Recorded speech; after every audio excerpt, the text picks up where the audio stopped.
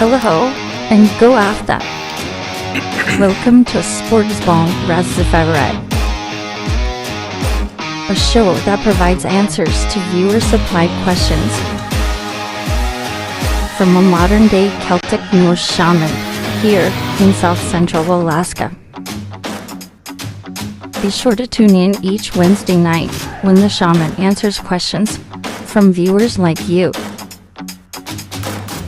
Come on, let's hear what the shaman is answering this week.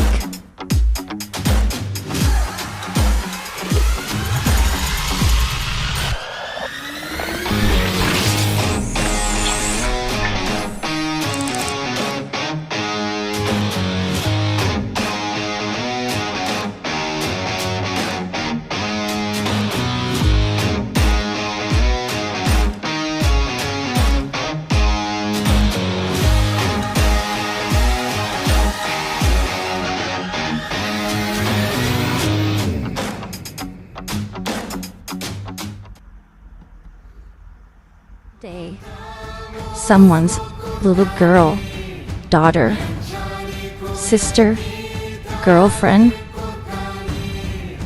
fiance, wife, cousin, mother, auntie, grandmother, great grandmother, elder, disappears, shattering, a family, a community, the world. There is something we can all do. Remember them.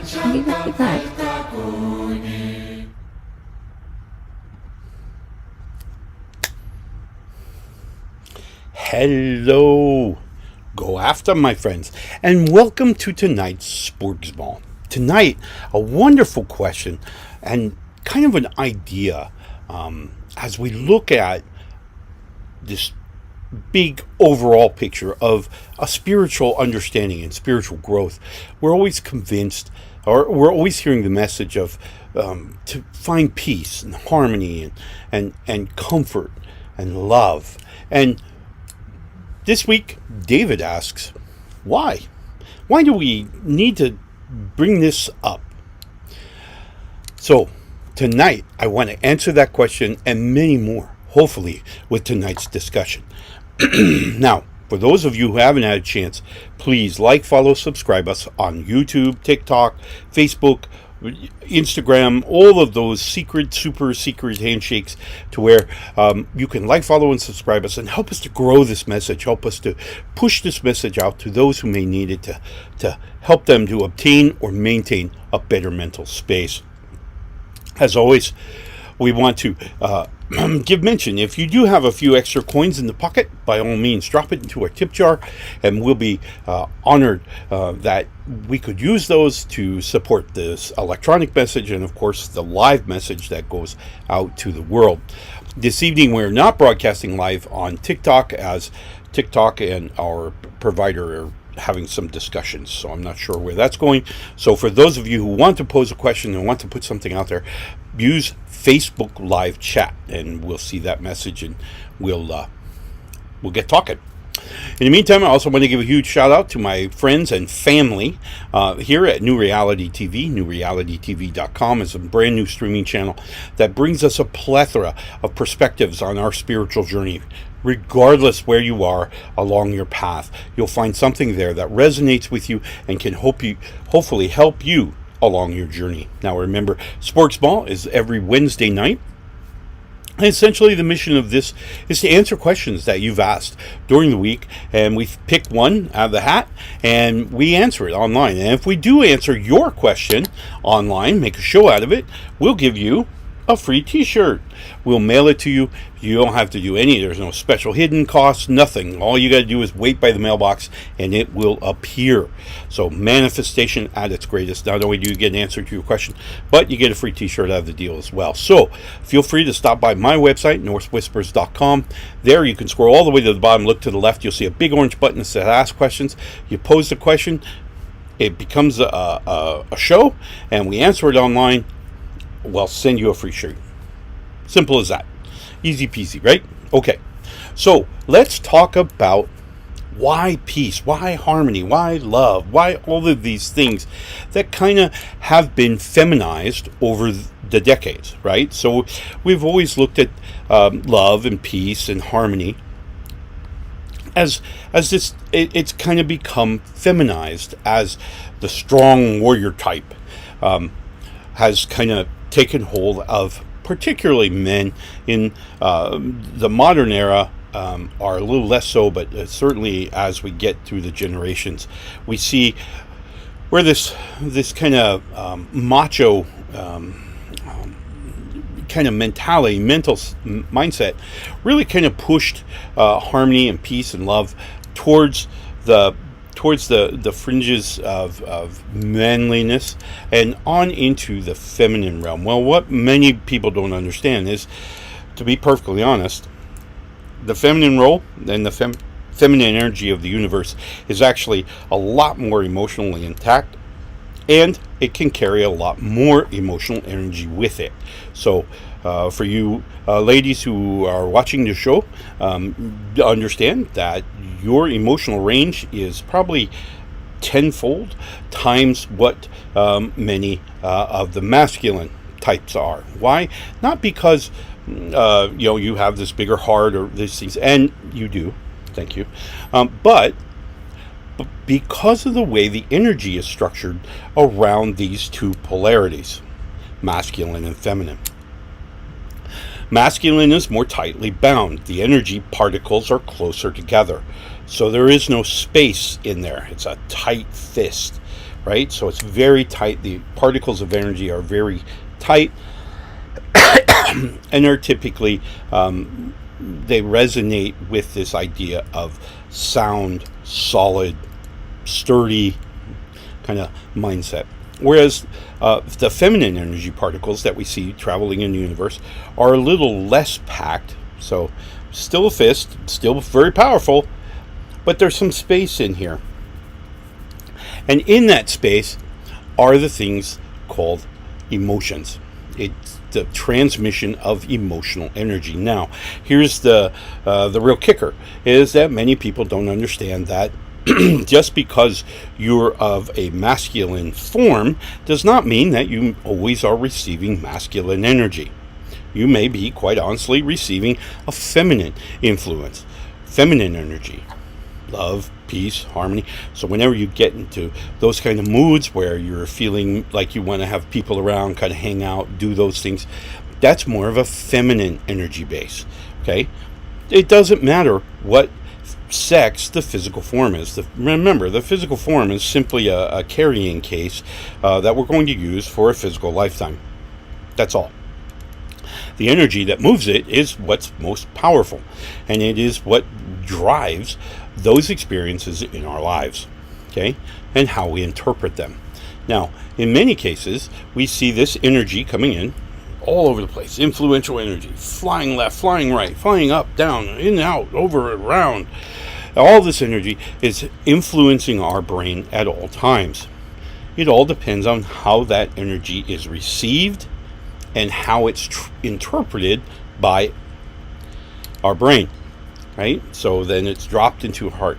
Now, for those of you who have been following this show for a while, you know that there's a process that my grandparents explained to me about how we experience our reality, right? So we're going to take it in during our sensory input. It's going to go through our emotional filter. Emotional filter is going to drop it down into the well of the self. The well of the self is at the very bottom of the well of the self, of course, is our intrinsic values, our virtues, the things that make us who we are. That's going to convert energy to biochemistry. Biochemistry is then going to come up from that location into the sheath of truth. The sheath of truth, of course, these titles are all given by my grandparents, so I don't hold any copyright on them. But in the sheath of truth, then the biochemistry is converted back into energy, right? So it's the heart now has to get the energy, has to get this feeling, this understanding from the bottom of the well of self to wherever the sheath of truth is, right? So I think it's in the brain. As this biochemistry comes through the bloodstream back into the brain to enter into the sheath of truth, the sheath of truth will then convert this biochemistry back to its energy format. Now, the difference is when this energy is converted, or this biochemistry is converted back to energy, the biochemistry that is represented is what's translated back into energy, which may or may not be your original experience. Okay, so your original experience, you saw a tuba, and in that tuba came down into your heart, and you really love trombones. Oh, you love trombones. And biochemistry is created when the image then is revealed in the brain, in the sheath of truth. We may find a very strong combination with a tuba and the slide of the trombone. Okay, because that who you are and what you love and what you represent and value is going to affect your experience. So again, tuba comes in, our heart and our everything about us, we just love trombones, so it's going to convert that image just a little by adding the slide onto the tuba. By the time this tuba now expands into the sheath of truth, it takes up a certain amount of space based on how much we love trombones and how much we may dislike tubas, or maybe we like tubas, I don't know. But all of that emotional energy is now going to fill the sheath of truth, okay? And it's going to just fill it and process. Now, we've explained that there's a little bit of headspace on the top of the sheath of the truth, and that headspace is what allows us to kind of think through. When we look at the image and it's this tuba with the slide, and we go, it's got to be one or the other. Pick one. It can't be both, right? And so our brain then kind of alters the image again to go one way or another, whether it be to a trombone or a tuba, depending on where the love is and what their other emotions are going on in the body, what other chemistry is now affecting our thought process. And that, of course, that area is known as the me gate. The me gate is, of course, where we get to decide how we're going to feel about X, whatever X is, right? So this energy experience comes through into the gate, and if it's something we don't want, we look at it and we go, no, I don't want the emotional part of that. I want to find happiness. I want to find joy. Poof.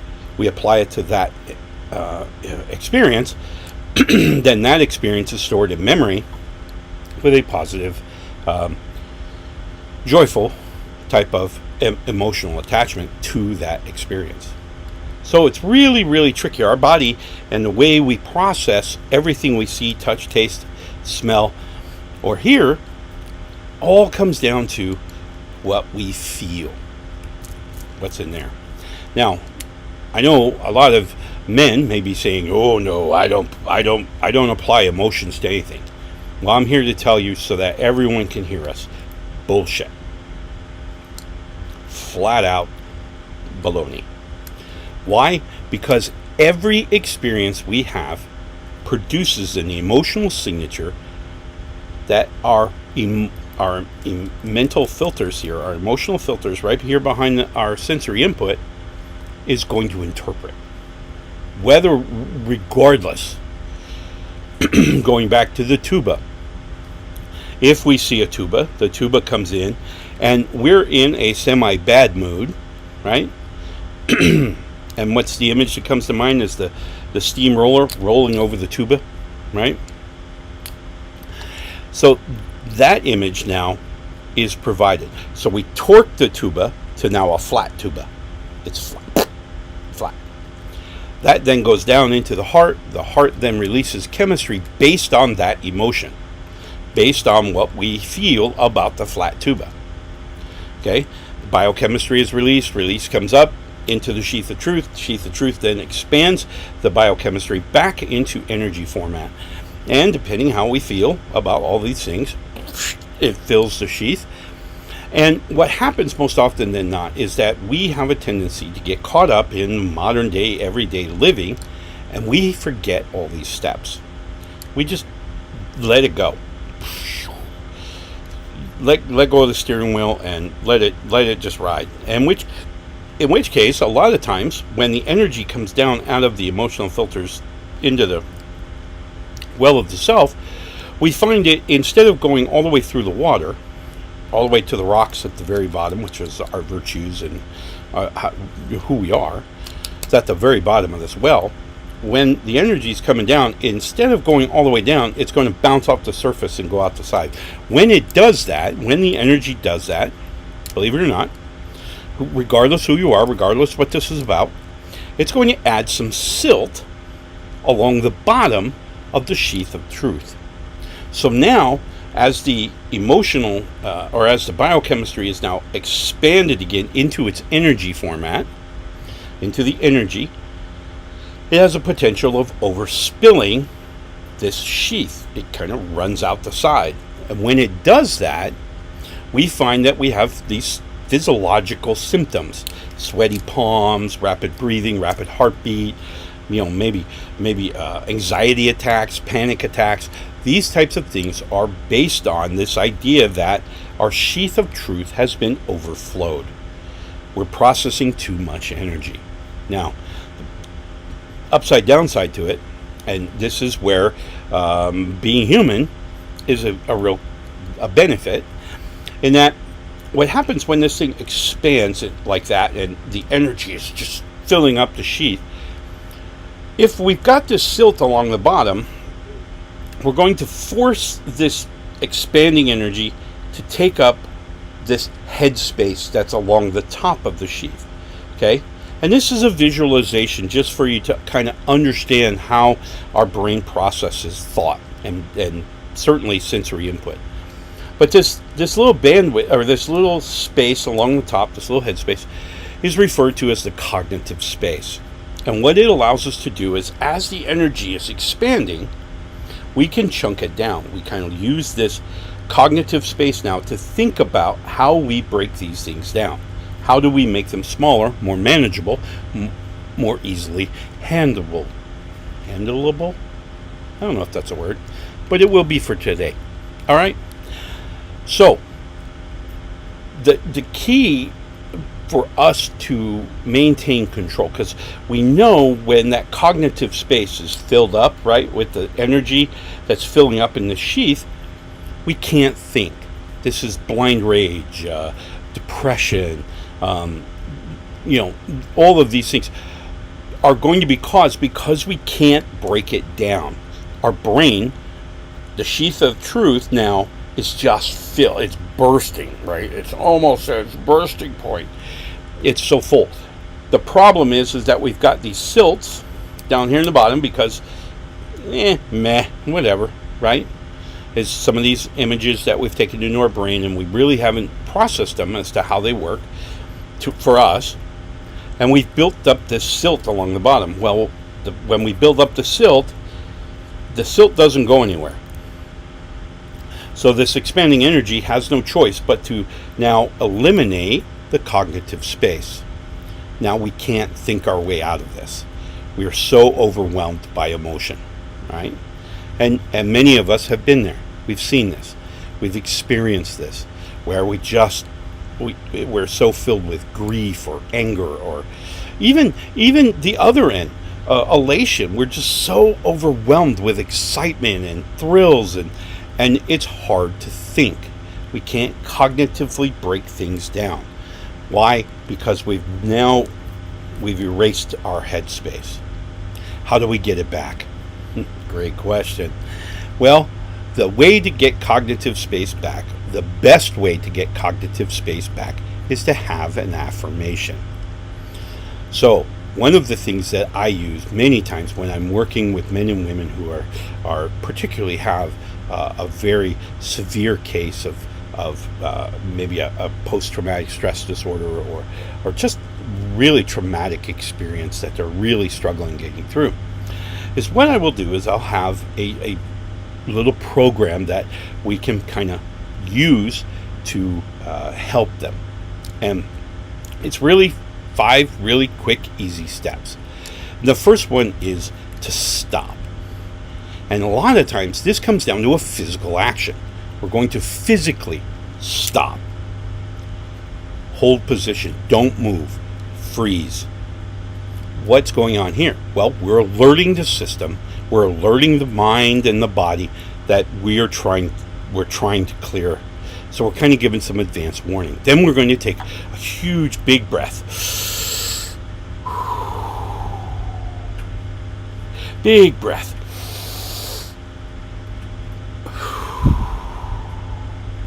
What's that do? Again, we're expanding this time now. What's happening? Well, if we've got the tube flooded with emotional energy, it's processing. And as it processes, it's reducing, right? So we're getting that headspace back. So stop, breathe. Our next step is to use that cognitive space. Think. Stop. Breathe. Think. Act. Right? Act. And the final step, obviously, is the supporter role. Support is so important. It's not just because they're there. That's not the point. The point is they have some emotional attachment to the individual, and so let's help them get through the program. So what maybe your supporter can do is things start heating up, they have some kind of emotional rush going on, you can feel it building. The supporter simply says, stop. Stop. Maybe a key word right there. Stop. Breathe. Think. Act. Support. Right? So, I teach this, and the little acronym for it is SATAS. Right? So, SATAS. So, stop. Breathe. Add an A. Breathe. Think. Act. S. Support. All right? SATAS. This is the best way to kind of think about your role when you're being triggered. A lot of times we'll say we get triggered by just a many of things. And remember, you've got a constant thread of emotion going on in your body. Whether you choose to acknowledge it or not is irrelevant. What's relevant here is that we have this emotional energy, this biochemistry in our bloodstream. Biochemistry doesn't wear off just at the drop of a hat. It's modified. It integrates with what's already in our brain. It can be diluted, but again, the effect's going to take a little bit of time to kind of... Again, same thing with looking at the same issue through my great-grandparents' eyes, is if in this sheath we're processing and it's just bulging, and then we're stopping, we're alerting the system, no more emotion, and what's going through is now going to start reducing and reducing and reducing, giving us that cognitive space back. Then we can think, what's the best course of action? Where should I go? Retreat? It takes the fight or flight a little bit, kind of stretches that out a little bit, right?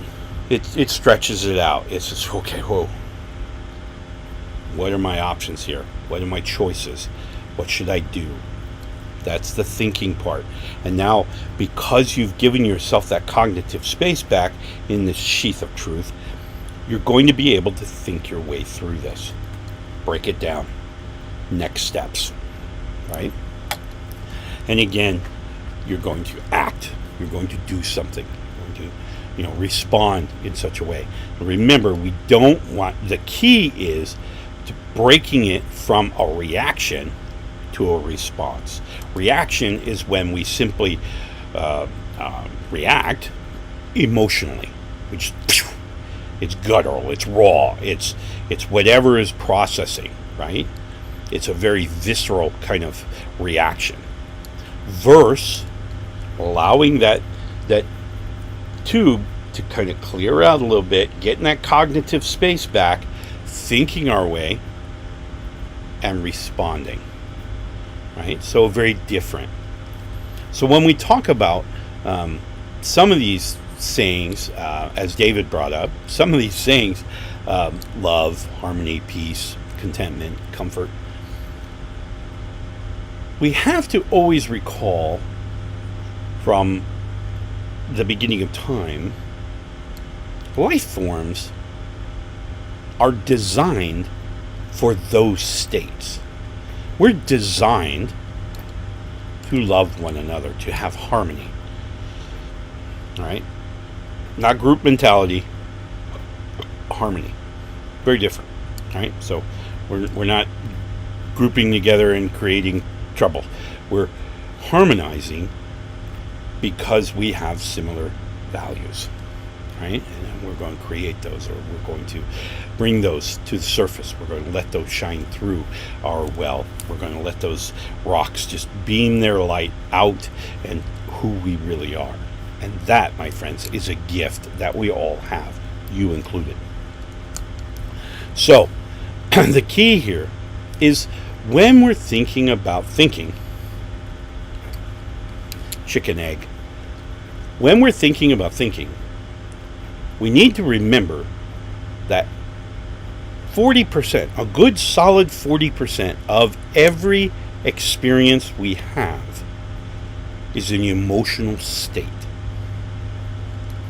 Anywhere along the spectrum, all right? From hating to absolutely loving, all along that spectrum, all right? Everything in between, sadness, depression, joy, maybe even it's nothingness, right? Maybe we're just whatever.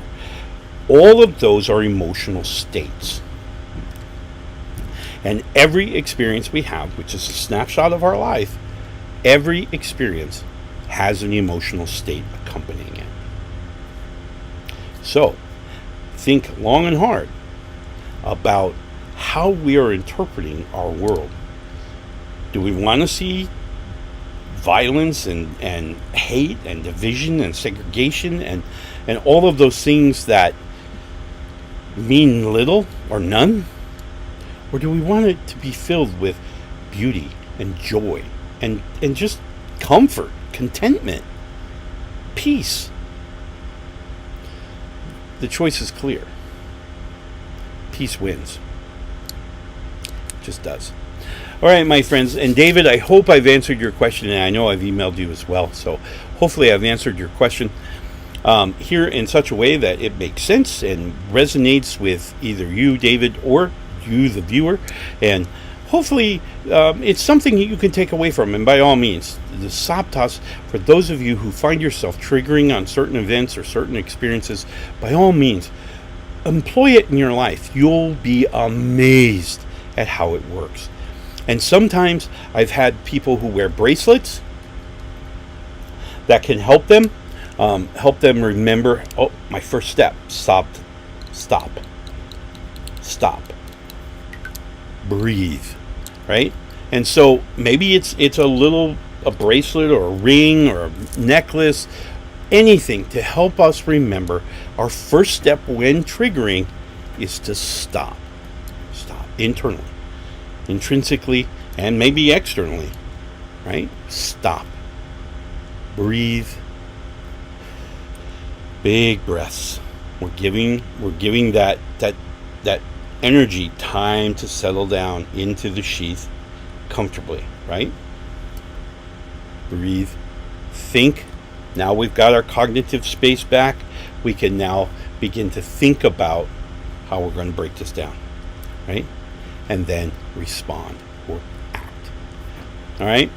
So, You're welcome to use that. I think you will be as happy as many people whom I've taught it before, to help them to create a living mechanism, not a defensive mechanism, not a crutch, but a way to live, a way to move forward. Because ultimately, you've got to remember, you're training your brain.